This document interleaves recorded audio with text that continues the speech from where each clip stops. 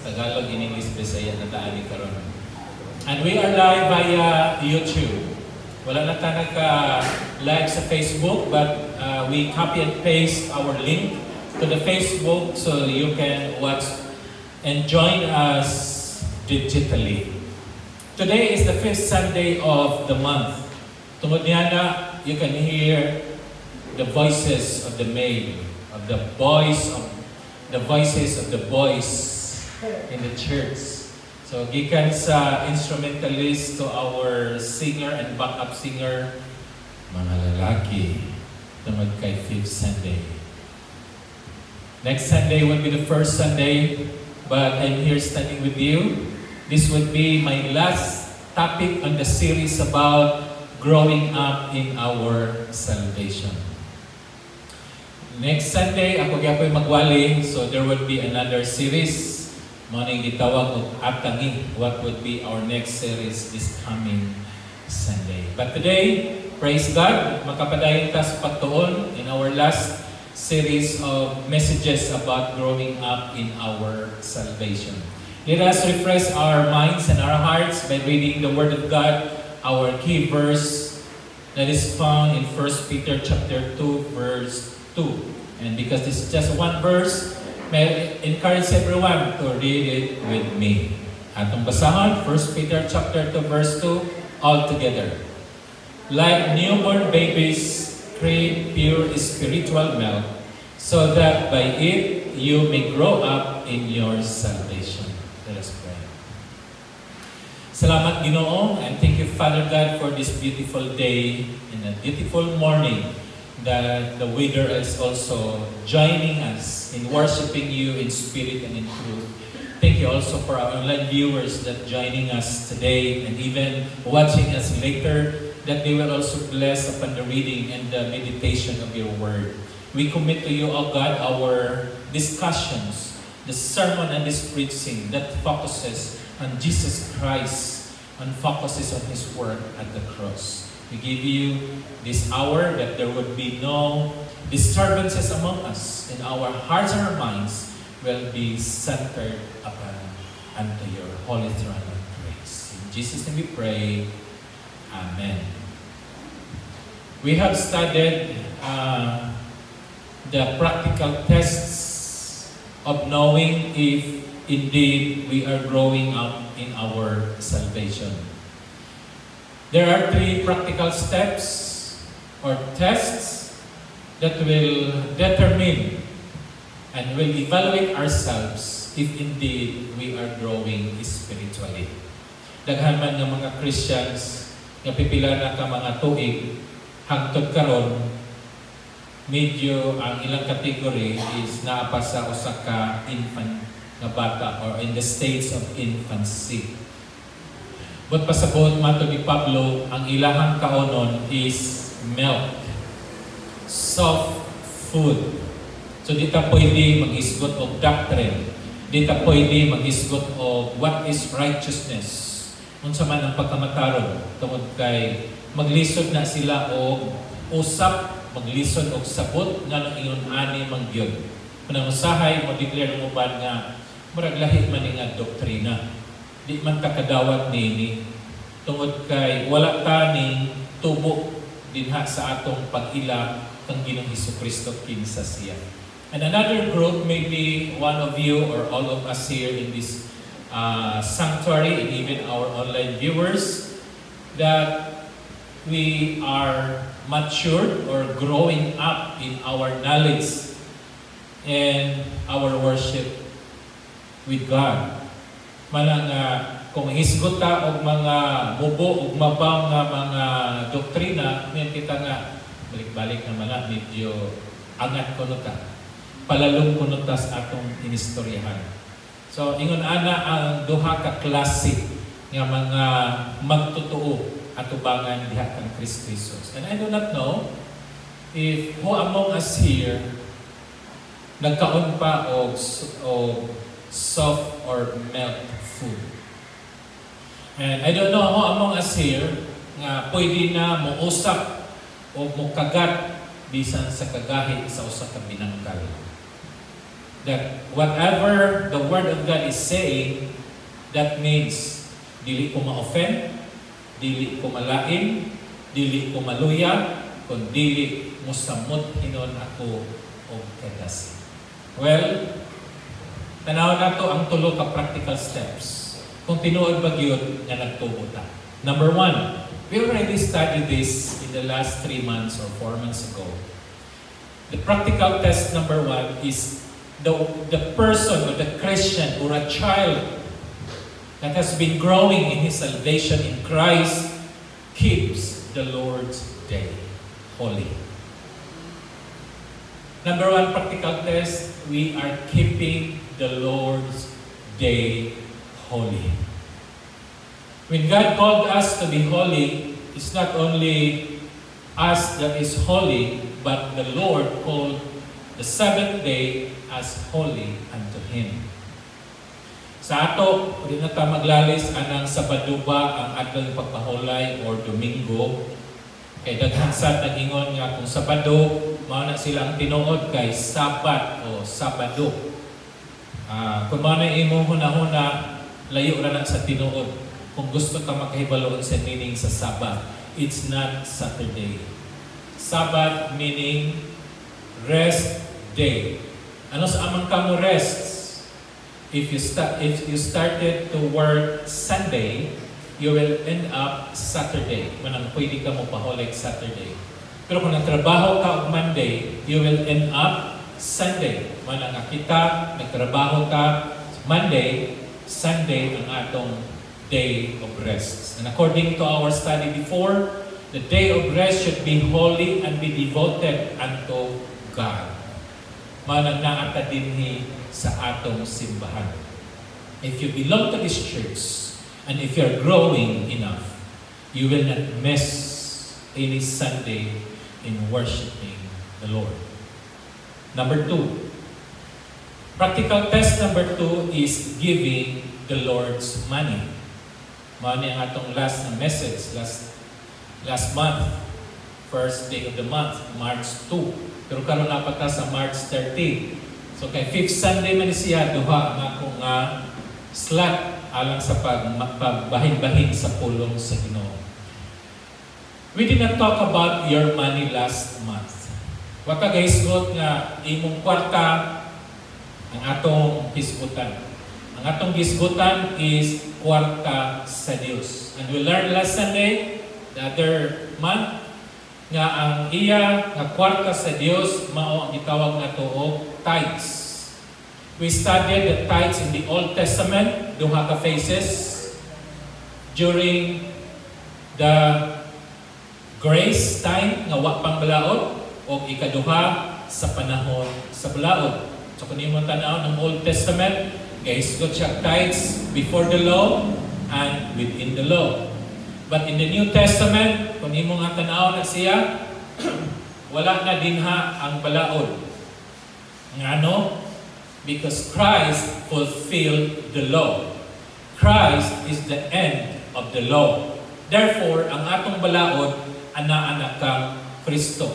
Dili na ang balaod nga gihatag dito sa Old Testament. Ako panahisgutan sa ika-third na practical steps. Kay basic na pagyud na sa atong hunahuna nga we are bonded to the law, to the commandments in the Old Covenant or Testament. So, we talk about a biblical perspective on tithing and giving. And our tithing and giving is not based on the law. It's not based on the book of Malachi. But it is based on the finished work of Christ. We give tithes because God has given us the blessing. We do not give tithes in order to be blessed. I hope that is clear. Pero daghan pa na even Christians, they think that when they give tithes, the Lord will bless them. Lord, ihatag na kong tithes as ang blessing. Because you promise, nga kung muhatag ko, nimo, you will bless me. And that, you are right if you are thinking about under the law. Kung daghan pang mga Christians na kinabuhi under the law. Nagkinmaw nang atong kinabuhi, nakabulit ta, nakabuhol-buhol ta, wa ka nakasibo-sibo. Nakabuhol-buhol imong kinabuhi tungod kay wa ka naghatag og tithes. Kung ano imo hunahuna, you are still living under the law. Because the law says if you will not give tithes, you will be cursed. So not giving tithes, that means you will receive cursed. If your mindset, you are still under the law. But praise God, we are not under the law because Christ and the law. Christ fulfilled the law. Di ta ka-fulfill, di ta kasunod kung wala si Kristo.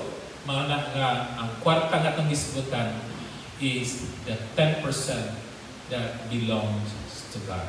Kung naghisguta, na kung maski pa ang iya sa Diyos ang kwarta, imong gigamit, wala nimong gibalaan, wala nimong ibalik ngadto sa sudlanan sa iglesia. And that is how people are starving and are experiencing hardship because we stole the money of the Lord. And that is holy.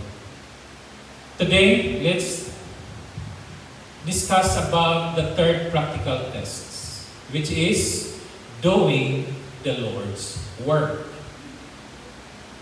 And ahead of time, we will say that we are saved not by good works, but we are saved for good works.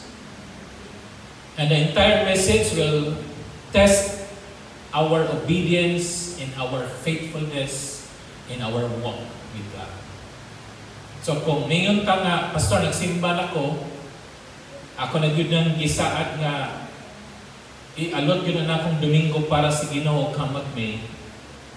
And then I give tithes according to the finished work of Christ, not according to law. Because God has blessed me so much, and even less. If God bless me so much, I can give much. But if God bless me less, I will also give less. So dependent ang imong giving on the blessings of God na imong nadawat. And we declare that we are all blessed and highly favored by God.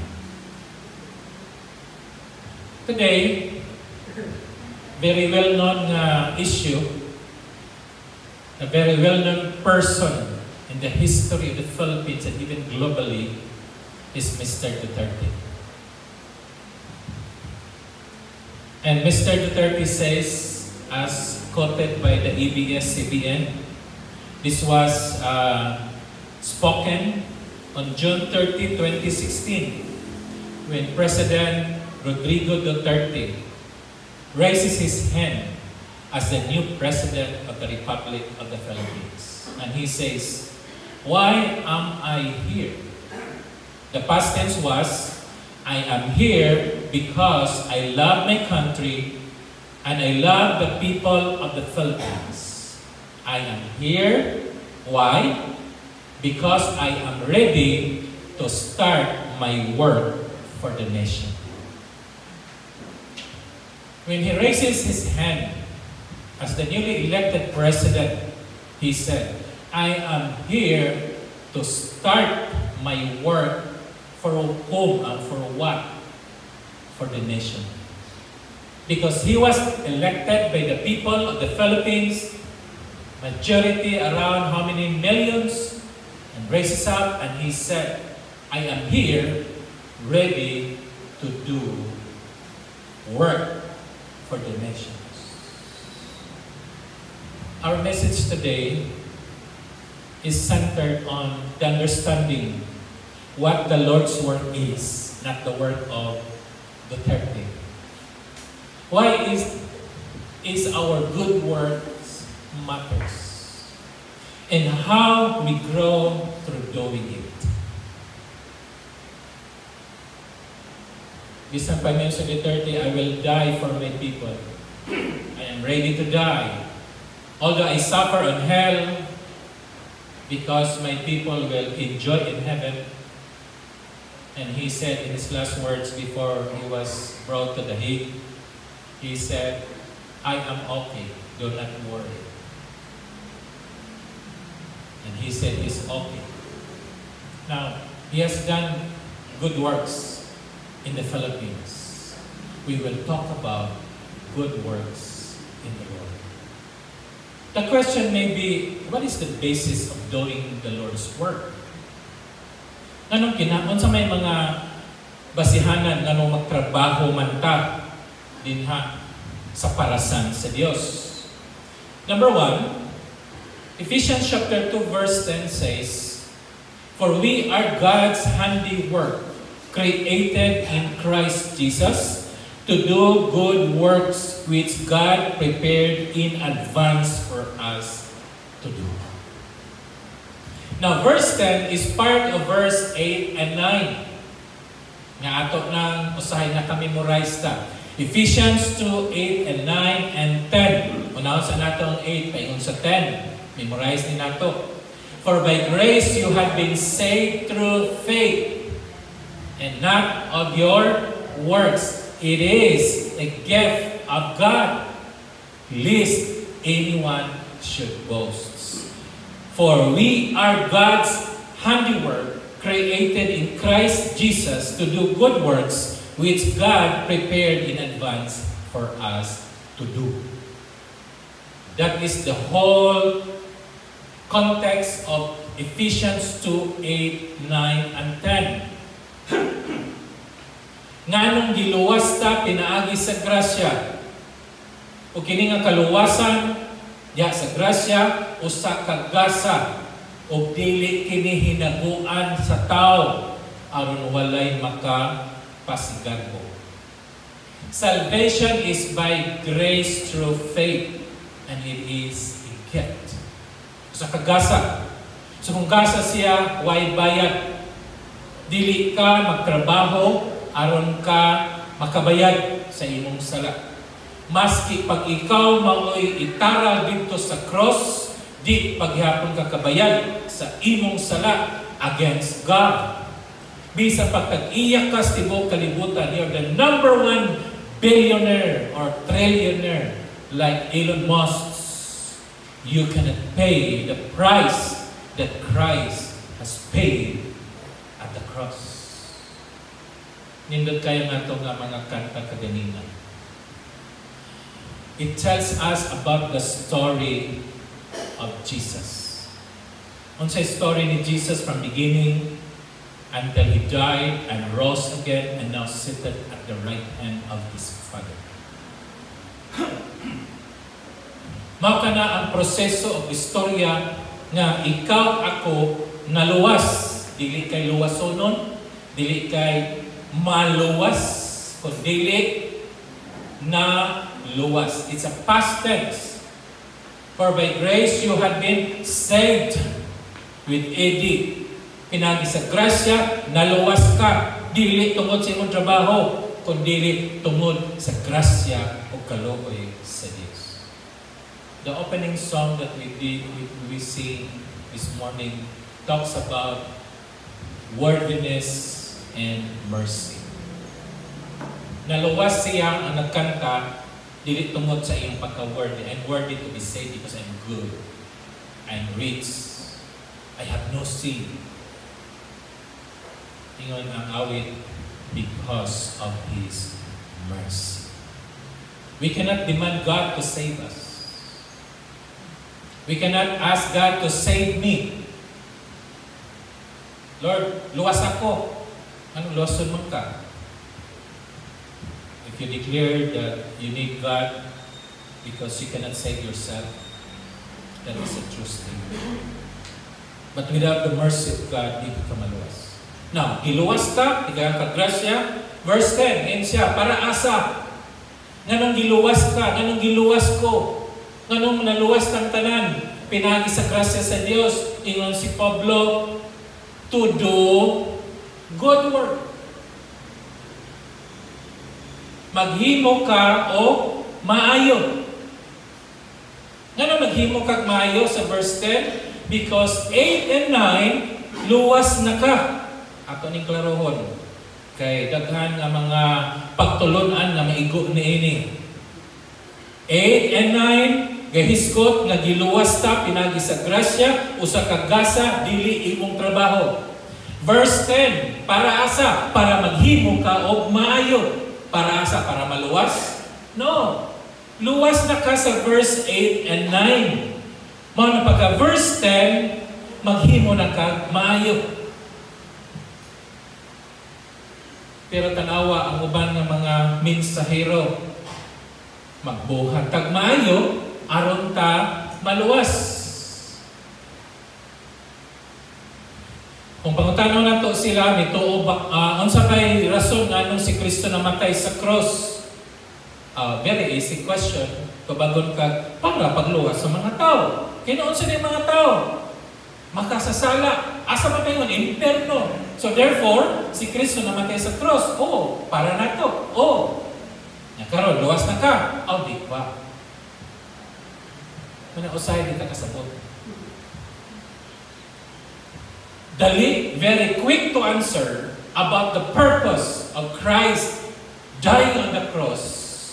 Kabalo sila niya nga nagpakamatay si Jesus sa cross. And yet, when you ask them, the answer, blurred past or ngit-ngit past al-kitran. Why? Di lang kaiko mo to, mubuhat kag maayo. Kaya ano saan man itong pagtura? Why buhat? Naikot para yun nila si James. In the book of James. Nawa ka kay balog sa ituyo ni James kano nagsulat siya niya na pakyas ka sa imong hermeneutics. Manang katong nagtudlo niya na sabta ko no. Giun sa pagsulat ni James ngano niyon siya without faith your work is dead. Faith without works is dead. Anong isulti man siya ana? Karon mosulti ka nga pagtuura way labot buhat. Yes. Ephesians 2:8 and 9 giluwas na ta pagka 10 himo na ta maayo. That is the third point. The third test if indeed you grow up in your salvation. Kung nagtubo ta nga iya sa Dios, musugot kag sa dili, sugot na lang aron ta madali. Mubuhat yung kag maayo. Manang mga Christians, muangkon kag sa dili, buot ng yung kag. Maayo yung kag mubuhat. Mo-acknowledge man kag sa dili, aron di mo board imong kasing-kasing kay ingon ka nga, "Ala, buotan lagi ka." Christian ka? Pero kaningon nga Christian ko, pero nganong may sila nga, "Ala, buotan lagi ka Nixon." Christian ka Nixon? I'm going to church every Sunday with my uncle. If you're in your workplaces, ngano ikaw may kasagaran hatagan o responsibility. Ngano ikaw may paampukol. Nganong ganahan man sila nimo. Nganong gaan man ilang pagbati nimo. Because you have Christ in you. And God prepared in advance. Tanawang verse 10. Wa pa gani ka maluwas, wa pa gani ka matao, wa pa gani ka dini, wa pa kastumoy sa imong amahan. God already planned for your life. Nanay blueprint ang Dios para nimo, para nako. Manang di ta mahadlok, unsay mahitabo na to ugma kay nakaplastado na ang imong kinabuhi at tubangan sa Dios. Question: do you know who holds your tomorrow? If your answer is yes, you will refer that to Christ. Yes, I know who holds my tomorrow. Kinsa? Si Christ. So kung si Kristo naggunit sa imong ugma, maworry ka ba? No. Pero kung wag ka kahibaw, kinsa naggunit sa imong ugma, maningkakay yung kakaron. Kay basig mamatay ko, imperno na ko, inimata na ko. O di ba, maningkamot ko karon, karon yung kaugma, madato na ko. See? How many people, even Christians, devoting their time and efforts to look for money, for resources, for wealth, and even did not give at least an hour or two in the church during Sunday. And still we claim we are Christians? Number 2. In Titus chapter 2 verse 14 says, who gave himself for us to redeem us from all wickedness and to purify for himself a people that are his very own, eager to do what is good. Kinsa man ang eager to do what is good? Tanawang bersikulo. Kinsa man tong ganahan mo himo og maayo. When you see eager, sultihan nimong sa dili, nagbuhat siya. Very eager. I need water. Sir, nanas imong table. Ako nagibutang ganina. Wa pa gani ka mo request, naala, gibutang na. Pag mata nimo na linungan, igo na lang kamukhaon. Diba? Sa kanindot? Who are these people? Eager to do good works. Atras gamay sa bersikulo. Yan siya. And to purify for himself. Ano sa mga purify for himself? Iyang purify. What is purify? Gihinluan. Ano hinluan man ka? Isa din niya waligo. Kapag di ka hinlo. And usually, kung mulakaw ka, ligo yun ka. Thank you. Buutan niya masawa na. Eager to do what is good. Ay, oh, no, eager to do biswat ko na ngayon. Thank you. Kung mulakaw ta, usual lang, kanila po tanan. Pero sa ako, mulakaw ko, mahilapos naman ko, nang nananas kong pupok sa tubig, mura ko new look, pero wala naligo.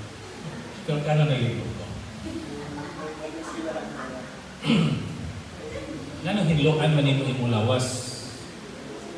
Nganong magpatupi man ka sama sa tupi ni Pastor Leo kaysa may lideron. Ngano? Nga kung Pastor Reggie, tarungan na iyahang olo. Ngano man, may big event. Hinloan ka sa Diyos para mahimo kang worthy mo tipon niya. Dili ta pwede mutapad sa Diyos nga balaan kung kita dili hinlo. And the Word of God says, nga si Paul, gihinluan ta para niya. Gipasaylo ta sa itong mga sala para sa Diyos. Kung wa ka pasilua, di ko kakasunod o kakauban sa Diyos.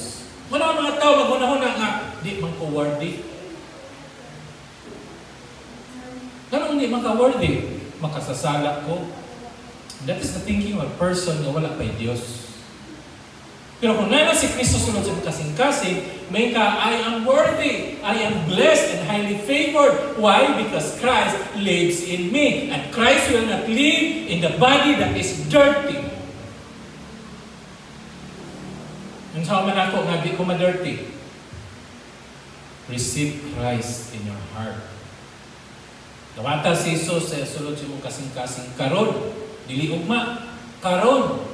Nga no? Aron ikaw malimpyo. Kay once na si Kristo sulod sa mong kasing-kasing, limpyuhan kaniya pinagi siyang dugo. Kung sa kalayo ang silangan ngadto sa kasadpan, yung nada kalayo sa paglabay sa imo akong sala. And God will remember those sins no more. Sa kanino? Ano ayaw balik-balikan mo sa laki, kita ihiloan na sa Diyos. Therefore, the basis of our good works is based on His finished work at the cross. Wala lain. Dili ta pwede maingon, mutuman tas balaod aron kang maluwas. Walay maluwas sa pagtuman sa balaod. Wa kay pastor, pangutana ko ninyo. Naabay nakatuman sa kanang balaod. Kailan ka ito kabuok balaod naghihatag sa Diyos nga tukang Moses?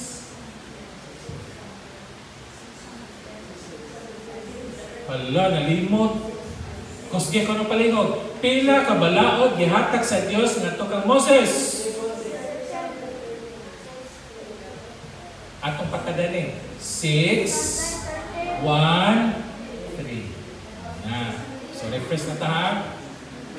613 laws, decrees, and statutes God has given to Moses for Moses to discuss and gave the same to the people of Israel.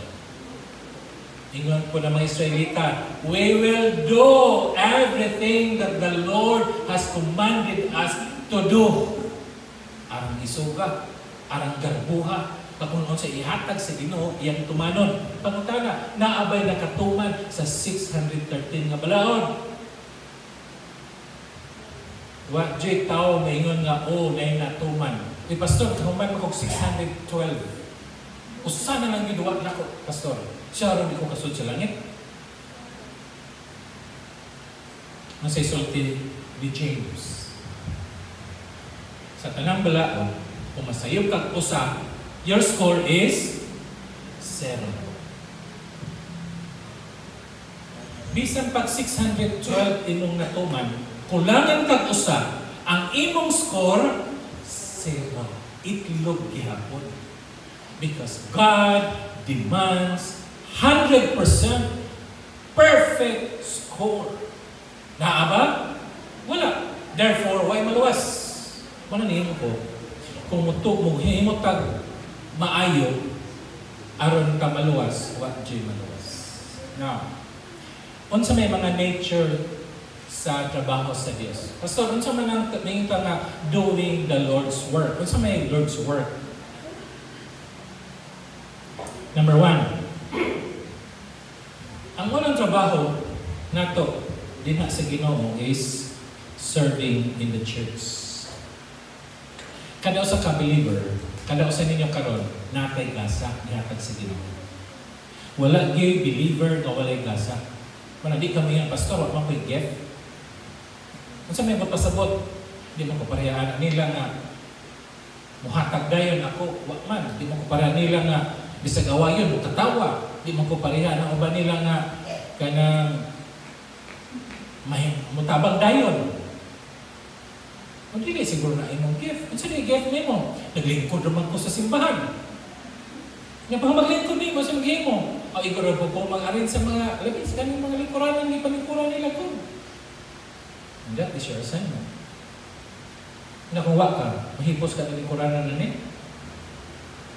Kung wa ka, magwalis, mahimlok ka na itong simbahan. So, kada usa na gasa, lahi-lahi lang. Di man tatanang dunggan, di po tatanang bakba, dunggan o bakba, para may matang chismos o chismosa. Number 2, reaching the lost. Matthew 28, sugod sa 18 to 20, gisgot may tungod sa sugo sa Dios. Go and make disciples. Pero ang uban sad mingon nga kitang tanan mahimong evangelist. No, dili tanan evangelist. Maka-share ta not necessarily pulong, not necessarily lakaw. Simong paglingkod sa imong classroom na kay classmate adto nimo na isulti. Ikaw president sa imong classroom, pwede ka mosulti sa forum sa Ginoo. Ikaw gipaampo sa patay. O sa imong pagampo, apilan niyo mong evangelism, kasi nalit mo dawat sa ilang kasing-kasing, bisan asa ka.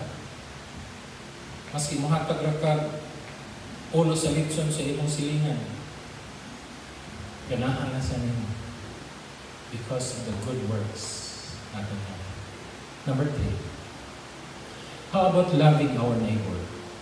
Number 1, our neighbor is the family of God. Kung hindi ka makaako nga membro nato nga naglaid sa kalisod. Hindi ka kaako nga itong mga membro, way mo tabang. Manaog na yung mga membro ng hospital nga maglisod. Pastor, wala ato sa ko dito. Ato ta sa emergency. Tabangan nato. Because we love the family of God. Of course, second is your neighbor, yung mga classmates, workplaces, na wala pa dapat Kristo. And last is, this is personal, living faithfully in daily life. Consistent ang atong pagkinabuhi. Dili lang kay Domingo ron, para sa amo na magwawali, mag-serve ka sa church. Ayaw ko sa mukha ha, kaya karami magwali ron. Ayaw ko awaya ha, kaya karami magwali. Pag naman sa wali, sige, pwede na ka mag-away. Kaya naman magwali. Dili. Magwali kung sa dili, ayaw ko awaya. Nata, simbahan o gawas, Christian ka. But there are people na buotan sa simbahan, pero pagawas, buotan po sa tanang buang. Ato lang inanaan. Siya'y pinakabuotan sa tanang mga buang. Siya'y pinakagwapo sa tanang mga mao. But as Christians, we need to live consistent living. Another question. Nabi mga hindrances ka nang di ka ka-serve?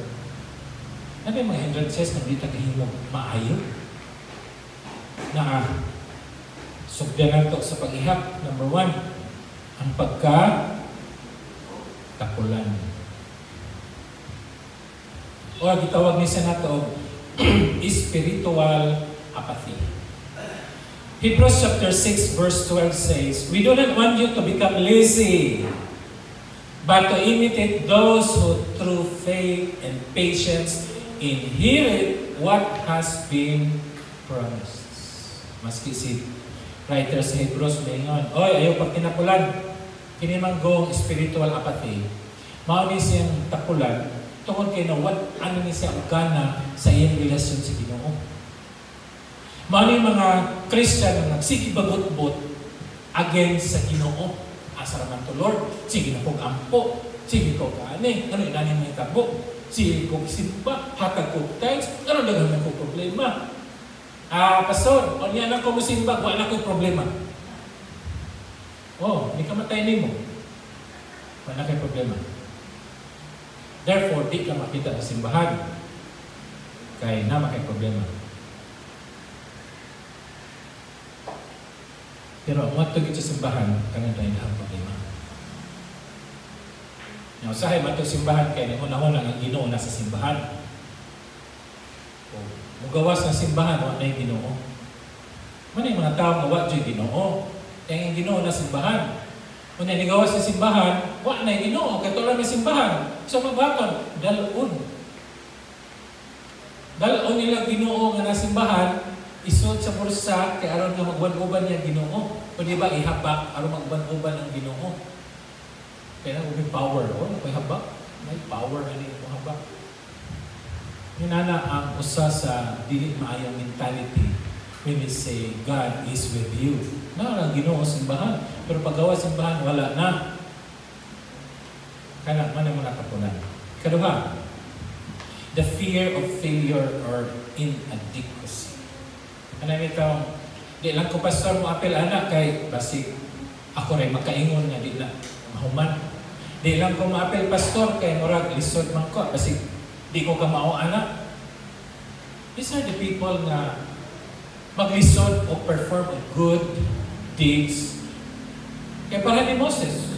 Gingan si Moses sa Ginoo, Moses, na si Paraon, kuhaon ako ng akong mga tao ikan sa Ehipto. Pila ba kabuok tao ato sa Ehipto ng mga Israelita?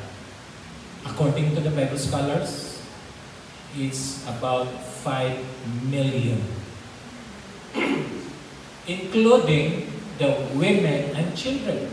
Ng Biblia kay Moihap, o may labot babae, o may labot anak, ang ipon sa Biblia in the Old Testament, mga laki raman. Man kung basa ka sa Biblia, anak ni Enoch, anak ni Habakuk, anak ni babae, gibutang, puro laki. Pag-feed sa Ginoong Hesus sa mga tao nga 3,000, laki na itong 3,000. Pag-feed sa 5,000, mga laki na itong ihap. Wala ba't babae? Ano mga feminist, may bias ng Biblia, lucky ra gyud na. O niya, ang balaod, laba pong bias. Kaya sa may sa balaod, no men all this. O men gihapon, walay women. Di ba? Sa mga affidavits, nagibutan rito, no all men this presents. Wala ko babae. Ano man siya? Kaya ang men, anak niya, buto pa sa buktanana. So, ulit bias sa Bible. Yan si Moses. Saan na papagdaan niya? Nga man ko, di mo ko manulti. Kung di manulti si Moses, nagikan man siya sa University of Alexandria. Anak man siya sa Pharaoh, sa hari. Maana, daghang pasumangil, manandi kahimo na. Inaani magugko, ano dito ipasangila ko sa atong kabalingon. Sa amin, inani man ko, akong papa, inani man, akong mama, inani, ako ko, inani, sa amin, inani naman ko, pasensya na yun mo. These are all excuses of doing good. Number 3 is distractions of the world. Pastor, naani beach party, kay karon, kumana ko buwali, wala kaon ako, kay na ako'y meeting sa cooperative. Ato sa JG's, biyaan ka mo. Ay, nako, Marta. Nakapulikit ka sa imong trabaho din sa kalibutan. Mas maayo pa si Maria. Kay naminaw o nagluhod din ha sa paa ni Jesus. Kung sa man isang istorya ni Marta o ni Maria, kaya mga tatos gawas, pila naman tanin ni nanimba. Kurya, kuan, ini sa kurya gaba. Kurya gaba. Hindi mo talibahan. Pila naman ta nanimba. Kung manimba tang tanan, maghugot man ta. Pero asa man sila? Pastor, ni kasabot ko itong Ginoo na ko, Pastor. Waki pagkaon, waki kwarta. Hindi, kung di ko matrabaho sa Domingo, sa aman ako ang Lunes. These are the people that do not know who holds their tomorrow. If you know who holds your tomorrow, unahon yun na mo siya na nagagunit sa imong ugma. Kung mangita lang ka sa imong karon para ugma, mawala na pero siya nga naghatag sa atong ugma, kanunay naa na imong giuna.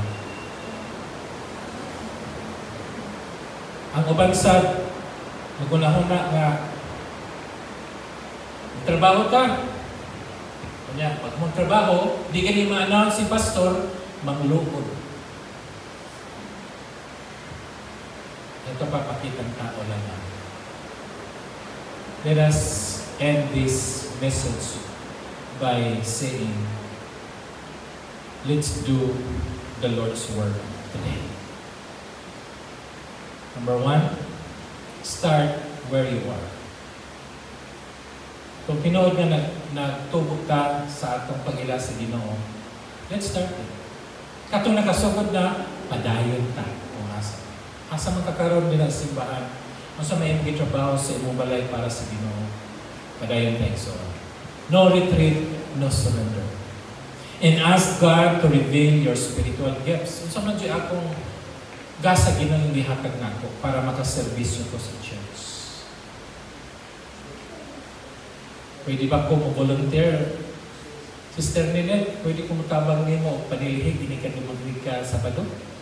Pastor, pwede ko mo-appeal o praise and worship team? Pastor, ganahan ko nga matrain ko o leader? Pastor, ganahan ko magwali? Asa pang iba? Think, what can you do as a service to God? Then, commit to serve consistently. Hinay-hinay, pero kanunay. Dili ni siya kita sprint. Nga pag trabaho ni mo, diretso, iguman, hunod. Dili. Mura tagbao. Di ta mura grabe. Bao, hinahinay na naglakaw. Consistently walking until he reaches the end lines. we are living here on this earth, awaiting for the coming of Jesus. Or else, awaiting for our coming to Jesus. And lastly, stay fueled by the grace of God. Makahimong tayo, dili tungod kay kamao ko, kabalo ko, kaya na ko, kada ko paglawas, daghang ko kwarta, maayo ko nga tao. No, we cannot do that. We cannot continue serving in the church, in God, without the grace of God. Grace at the beginning, grace at the middle and during, and grace after our lives. That means the grace before, the grace today, the grace tomorrow, until we reach our goal to be with the Lord forever and ever. Ayaw yun na ang imo. Ayaw na na napagod na ka, ikapoy na ka, ako lang kalingaw, ako nga ani, ako ani, asa mo ba? Ayaw, pasanti sila, ikaw rin nagtrabaho. Ikaw rin itag-agrasya sa Diyos, sila wala. Ikaw rin ipananaginan sa Diyos. Muna igsoon ng tigal. Kung wala pa ka maka-experience siya, tumuntay pa si Kristo sa loob sa inyong kasantasan. Gawatas niya ka.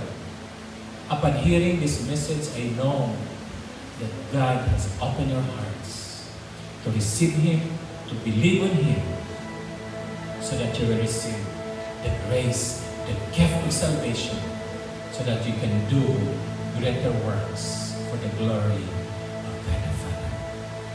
Salamat Ginoo sa imong pulong karon nga buntaga. Salamat